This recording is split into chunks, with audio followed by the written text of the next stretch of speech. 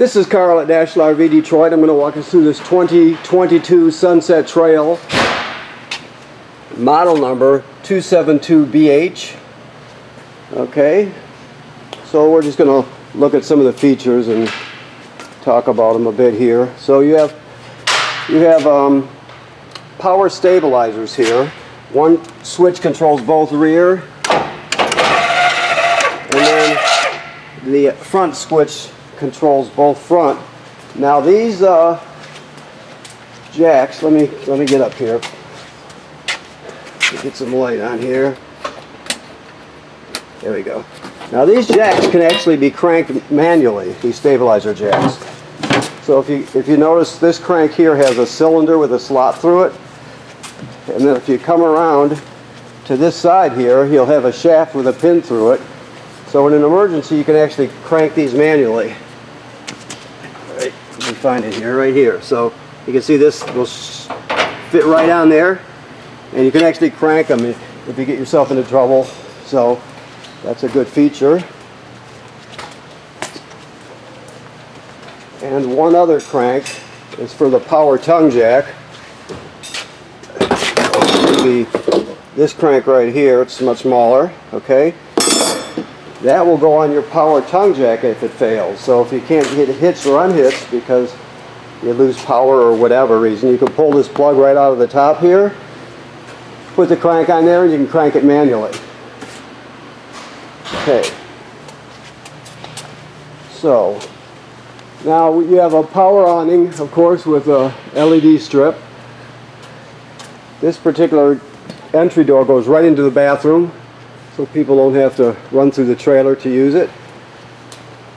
You have an outside kitchen area with a refrigerator and a griddle right here. Now this griddle has to be plugged into the LP system, so let me find it here. This is the end of the LP line here. It's a quick connect male. That will plug in. Let me just get this out of the way so I can show you where it plugs in here. That will plug in.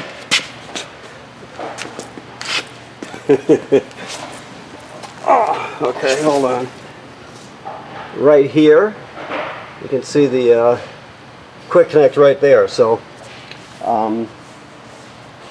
just remember to plug it in before you use it, and you're all set.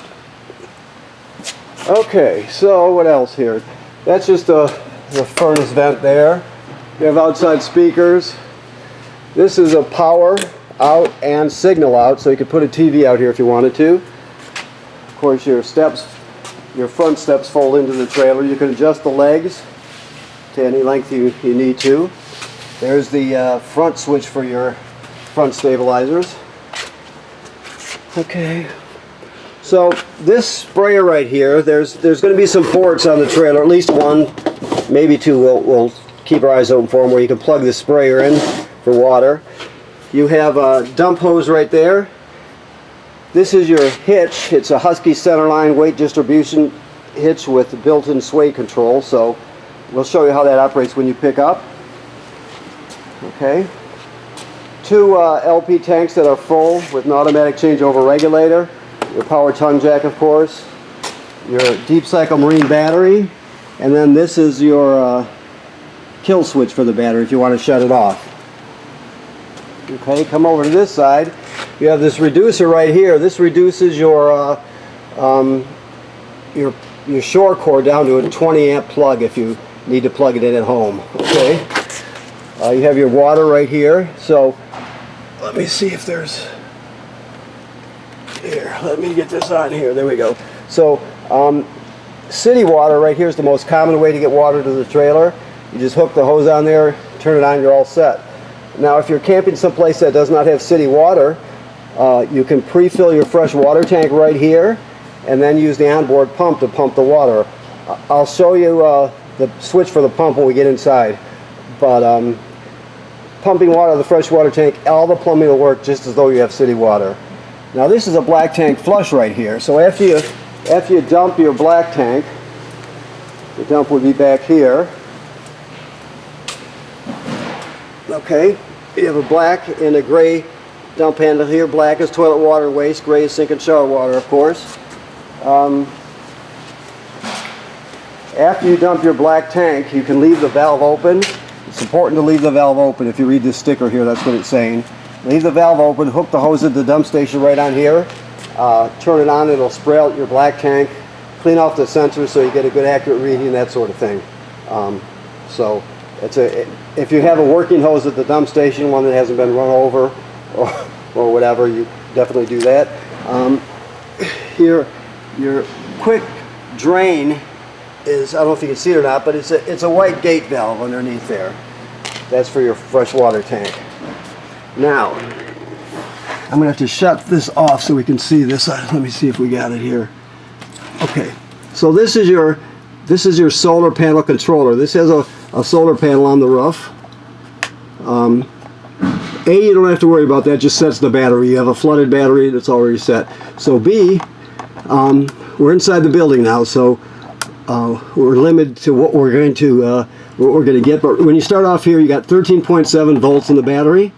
Okay, then when you push it again, this will be the amount of energy that you're getting from the sunlight, how much is being stored in the battery. So this is the sun, and this is the solar panel. You can see the arrow going from the sun to the solar panel. Right now it says 0.0 because we're inside. If we're outside, depending on the time of day, the weather conditions, all that, it'll say 5.6 or 2.7 or 7.4, whatever you're gaining from the sun. And so that's how it knows, that's how you know what you're gaining and what's being put into your battery for storage. 100% charged, and amp hours is at 0 right now because we're not outside. So okay, I just wanted to also mention that if this ever flashes, FUL, and flashes, it's not broken. It's telling you that there's no room for storage in the battery anymore. So it shuts the panel down so it doesn't convert any sunlight to electricity because there's nowhere to store it. So if it's flashing FUL, that's just telling you you're full. And as soon as the level in the battery drops, it'll go back to the normal, the normal screens that you're used to seeing. Okay. Okay, and this is prep for a power inverter too, if you wanted to add one. Of course, inverters invert DC to AC power, the opposite of a converter. Okay. All right. So your slide out is in right now. It's right here. More storage. You can see that that housing tells us we're pre-wired for a backup camera. So if you want to add a backup camera, it takes a Furrion camera. Just make sure you get the one that fits in that housing. We sell them here, but either way, make sure you get the one that fits in that housing. In here, this is locked right now, so I'm just going to tell you what's in there. These are just the hookups for your campground cable, satellite, that sort of thing. You'll have an LED lit up in there, shows you that it's actually the power booster, or signal booster. So keep that in mind. This is your water heater here. So this works on both gas and electric. Right now, this water heater is empty and it's bypassed. The reason it's empty and bypassed is because it's winterized. So there are bypass valves on the back of this that are in bypass mode right now. And you can see the cap has been taken off, the drain, and it's drained out. So the most important thing to remember is never run it without water in it. So once camping season comes around and you de-winterize the trailer, make sure you put the valves back in the correct position and you fill it before you turn on the heating element or the gas, okay? That's important. The switches to control it are inside. I'll show you when we get in there where they're at, but never run it dry. Of course, this is your 30-foot, 30-amp power cord, your short cord. And that, of course, I showed you the reducer for it. And while we're looking up here, the manufacturer states you should inspect the roof every 60 days. So keep in mind that you need to go out there or have somebody go out there, look at all the sealant, make sure there's no cracking or separation where water could get through. Look at the roofing attachments and roofing material. Make sure it wasn't damaged by low branches or road debris flying up there. You're just giving it a good inspection to make sure it's in good shape. You're protecting your investment, staying ahead of things, so that should be part of your regular trailer maintenance. Okay? That's important. Alright, so your slide is in. Let's send it out here. I'm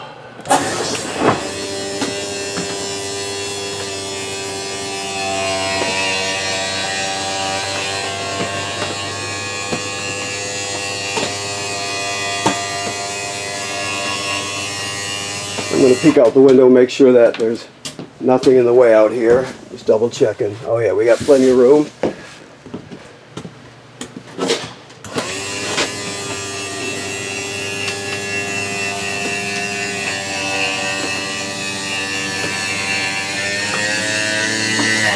Okay, so this is the control panel right here. So I showed you that's the slide out switch, and this one is the awning.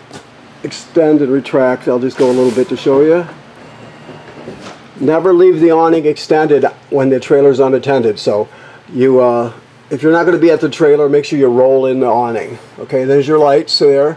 Your water pump, I told you you could pump water out of the fresh water tank if you don't have city water. That's right there. You also use that water pump to winterize the trailer. Okay, then to light your water heater on gas, right here.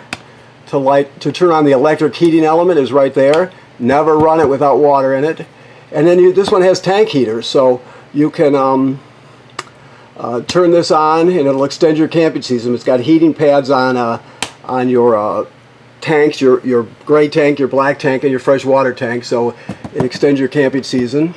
And of course these are your levels. Battery's charged, fresh water is empty, black is empty. Black 2 you disregard because there's no second black tank. And then of course your gray tanks. So they graduate up in 1/3 increments, so once you get past 2/3 you just have to start thinking about dumping your black and gray tank. So okay, alright, simple enough. So this is your thermostat. It's very simple. You just hit the mode bar and then you just keep hitting it to go through all the options. After heat, first you'll get fan, which is just the air conditioner running without the compressor. Then you'll get cool, which is full air conditioning. Always, when they give you an option of fan speed, always put it on auto, especially with the air conditioner. And then next would be heat, which is your LP furnace. Okay. Okay. So these are your keys. Let's get some more light here. Your microwave works like any other microwave. This is your range hood vent right here. Fan and light. Okay. Let me just look this way for a second. Okay. Your range works on gas, of course. I don't know if he's got the gas turned on right now. We'll find out. No. Let's go outside and turn it on.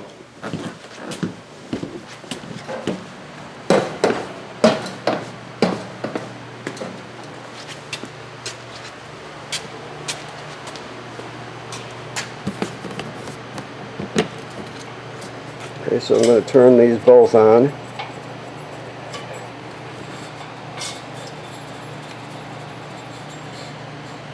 Okay.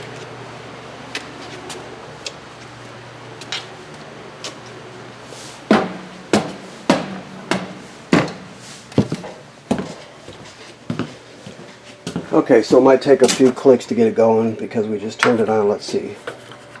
Oh, so it lit right up. So you have 3 knobs for 3 burners. This is the sparker. You turn it clockwise to spark it.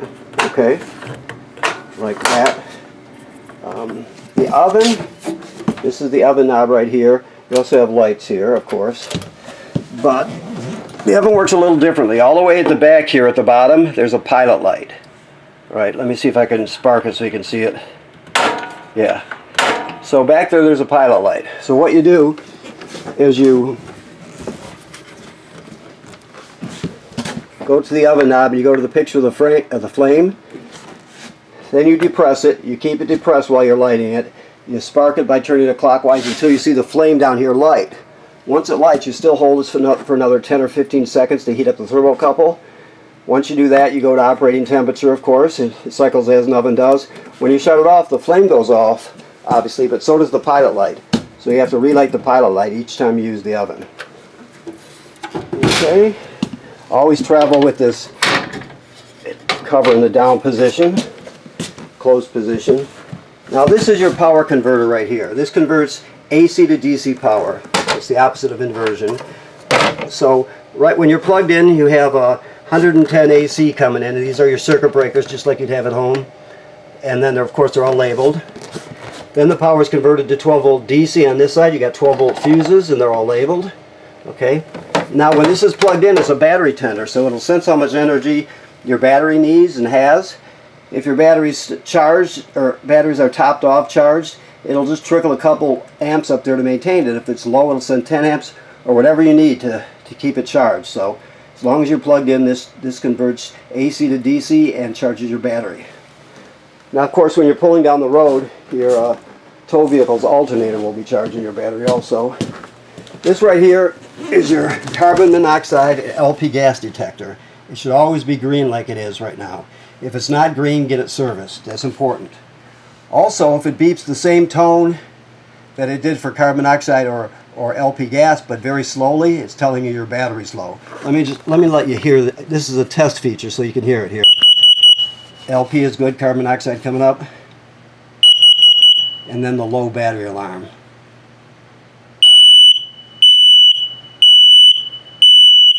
And it goes back to green. It should always be green, like I said. Okay. Refrigerator is 12 volt DC refrigerator. It's self-explanatory. Hold the button for a few seconds to turn it on and off. It doesn't, you don't just poke it. You got to hold it for just a few seconds. Then you have temperature up and down. Then you have different modes for energy saving after that. That runs on 12 volt DC. Of course, TV bracket is right here.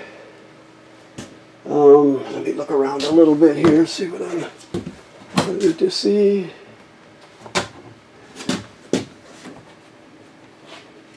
Okay. Sorry about my camera work. I'm not the best cameraman in the world here, so. Okay.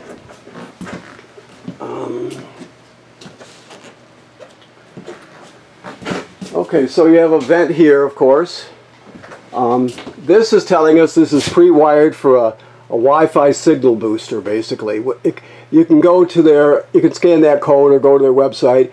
Basically, it's a box that would fit right up here, which consists of a router, and then on the roof there'll be an antenna, and it just boosts public Wi-Fi. You can even have 4G if you want, but people generally don't use that feature. They just are interested in getting better public Wi-Fi. So that's what that's for. It's pre-wired for that. Of course, your bunks, self-explanatory. Now your bathroom. The sink and shower work like any other sink and shower. The toilet is an RV toilet, so directly below, that's antifreeze we're looking at there.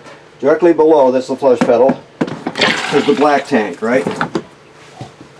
So when you get to the campground, your black tank's going to be empty, of course, because you flushed it when you left the last campground. So when you get to the campground, you pull into the campsite, you hook up your power and your water, then you come in here and you'll put one dose of chemical in the bowl, then you'll step on the pedal and hold it down. Water will come swirling out. You put at least a gallon of water in the tank below. You can use more if you want, but not less. So you hold it down until you put about a gallon of water in there, and with the chemical. So if you don't, the smell will be terrible. Plus, it can get clogged up. So you never use it dry. Always start off with chemical and water in it. Anytime you're if you flush your black tank, or excuse me, dumped your black tank because it's full, but you're still going to stay at the campsite for another week. After you dump it, you come in here, repeat that procedure. You put chemical and water in there, and then you're all set. Okay. Alrighty, and you have a fan up here also. Okay. Alrighty, so this is a hide-a-bed here, I believe, yes. These cushions pull out. It's got 3 panels, 3 foam panels. You grab it right here and pull it out, then you drop the legs and flip the back panel into place, and it turns into a pretty decent hide-a-bed. Now you can drop your table down to these cleats here on each side, and then use the back cushions to fill in the space, and that's another bed. So you figure you got 2 bunks plus your master bedroom, and then you got 2 extra auxiliary places for friends and grandkids or who's ever visiting you, of course. Let's see what else here. Okay. So, in the bedroom, you can mount a TV bracket here. You would want to swing out one that will swing out so you can see it when you're laying in bed. There's your hookups right here, your power. This bed does pull up, so there's storage underneath. Then you have the emergency window, which works like this. You just push it all the way through, and you push it all the way through too, right? All the way through. Then you grab this red tab and pull the screen out, and you can exit in an emergency. Okay. So let me look around and see if I covered everything. This is all your literature here. Okay. Okay, I think I've got it here. So I want to thank you for purchasing your trailer here at National RV Detroit. Please remember what I said about inspecting the roof every 60 days. That's important. That should be part of your regular trailer maintenance. People, generally speaking, don't inspect the roof enough, so make sure you keep after it. And right now, this trailer's winterized, so the water's been purged from the system and replaced with antifreeze. Your water heater is bypassed and empty right now, so it's all set for the winter. Once you're getting ready to camp, make sure you put the water heater valves back into camping mode, and you put water in the tank before you turn it on, okay? Thank you.